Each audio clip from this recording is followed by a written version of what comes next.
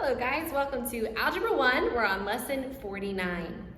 Okay, today we're talking about percents, particularly percents that are less than 100.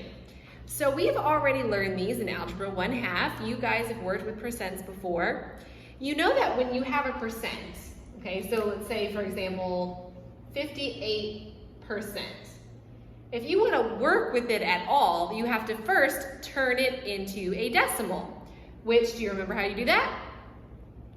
There's an invisible decimal point right there, and you move it 2 places to the left. So 58% becomes 0.58.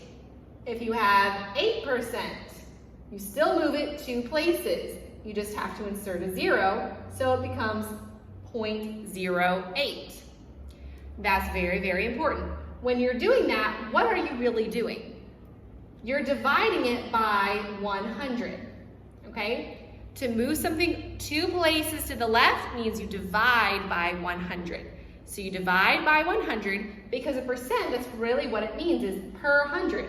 So 58% really means 58 over 100. That is the same thing as 58%. So we divide it by 100 to get a decimal so we know how to work with it. So, excuse me, when we have problems, just like we have fraction times of equals is, decimal times of equals is, we can do the same thing with percents because they're closely related. They're the same kind of thing. So I have percent times of equals is, but we'll write it as P over 100 to remind us that we have to divide by 100. We have to move our decimal point those 2 places to the left in order to work with it, in order to multiply. When you are doing this problem, the number that is in the of spot is called the base. It's your original numbers, the number you start with. Your base is always kind of your original thing, what you start with. And then the is number, your result, is your percentage. So it's your percent times your base equals your percentage. We could also call your percent your rate. So rate times base equals percentage. Okay, let's try some examples. Starting on page 180. There are diagrams that we use to help us when we're doing a percent problem like this. And again, you've already learned these in Algebra 1, Algebra 1/2 here in Algebra 1. So we're going to continue to use these bubbles to help us with our percents. Okay, so let's start with example 49.1. It says 20% of what number is 15? Work the problem and then draw a diagram of the problem. So since it's 20%, we have 20 over 100 times what number? So we don't know what number, so we represent that with n, equals 15. Let's go ahead and turn this into a decimal so it's a little easier to work with. So I just divide by 100, move my decimal point over 2 times, so it leaves me with 0.2n equals 15. Divide both sides by 0.2. Remember, when you divide by a decimal, you have to move your decimal over in order to divide. And you have to do the same thing with what you're dividing into. So this becomes 150 divided by 2. So that is 75. So your number is 75. Let me show you the diagram now. So your diagram looks like this. You can probably remember it. You have 2 bubbles, okay? 2 separate bubbles. In the first one, you put your beginning number of, and in this case, this is what we were looking for. Then in your second diagram, you have your percentage. So a number is, our first percentage is 20%. According to our problem, 15 is 20%. Now, altogether, your percent is 100%. So in the bottom, the other percent is 80%. So 15 is 20%, something is 80%. I found out that my of number is 75. So that means the number that's left over has to be 15 plus something to equal 75. So 75 minus 15 is 60. So 60 is 80%. Remember those? Remember doing those? Okay, let's do it. Let's do the next one, but this time we're going to do the diagram first so we know what we're looking for. I think that will be a little more explanatory for you. Okay, so your problem says, what percent of 140 is 98?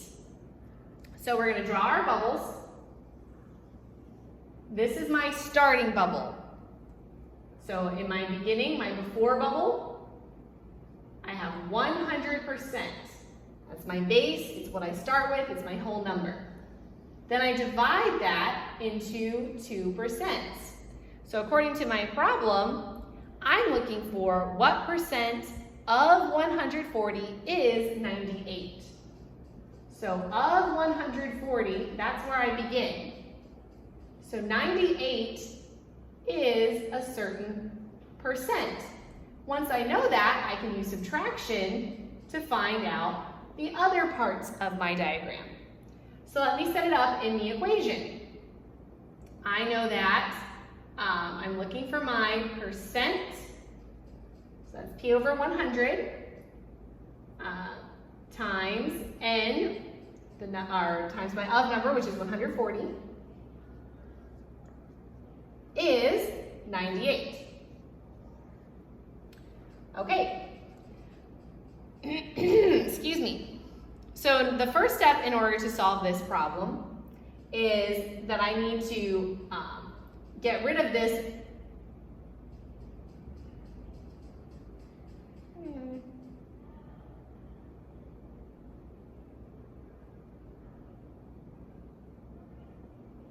Okay, I need to get rid of the 100. Sorry, guys, my brain is a little bit dead today, so I apologize. All right, I need to get rid of my 100 and I need to get rid of my 140. And you can actually do that at the same time. I'm not going to this time because I don't want to confuse you, because you're probably already confused because my lesson is not going very well right now. So to get rid of, let's start with the 140. I'm multiplying it by both sides by I'm multiplying by 140. So to get rid of it, I divide by 140. So I'm going to divide this side by 140 as well. So I'm not going to reduce it yet. I'm just going to say that I'm left now with P over 100 equals 98 over 140. Now to get rid of the 100, it's being divided. So to get rid of it, I'm going to multiply both sides by 100. So I'm left with P equals, now I'm going to simplify. So I can cancel this out, and this becomes a 7, and this becomes a 5. So that's a little bit smaller, it's a lot easier to work with. Then I multiply, 98 times 5 is 490 over 7, which can then be reduced to 70. So my percent is 70%. Okay? I don't have to move my decimal now because I've divided by 100. That's what moves my decimal over, so I just put it as percent. Now I can finish. My original number is 100%, so the other percent has to be 30%. And then, since my original number is 140, 140 minus 98 would be, 2, and it's 42. So 42 is 30%, and that fills in my diagram. Okay, let's try one more example, and then it's your turn for your practice.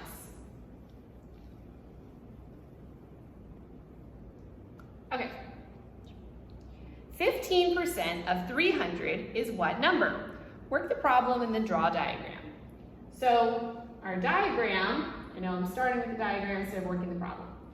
So our before bubble represents our 100%. Here we have after. So our original number, it says 15% of 300. So of 300, I want to know what number is 15%. Since I know the percent, I can go ahead and subtract 100% minus 15% is 85% to fill in that part of the bubble. Now I'm looking for this number. So I'm looking for 15 over 100 times 300 equals n, because the is number is what I'm looking for. All right, now I can simplify this. Since I'm multiplying these, I turn this into a fraction. I can cancel. This becomes 1 and this becomes 3. So 45 equals n. So 45 is 15%. 300 minus 45 is 255. So 255 is 85%. Okay, hopefully you're not too confused and you remember enough from the years before that this didn't mess you all up. Sorry guys, it's been a little, there's been some stuff going on. So my brain's a little addled. Here we go. All right, go ahead and pause now and do your practice on page 181.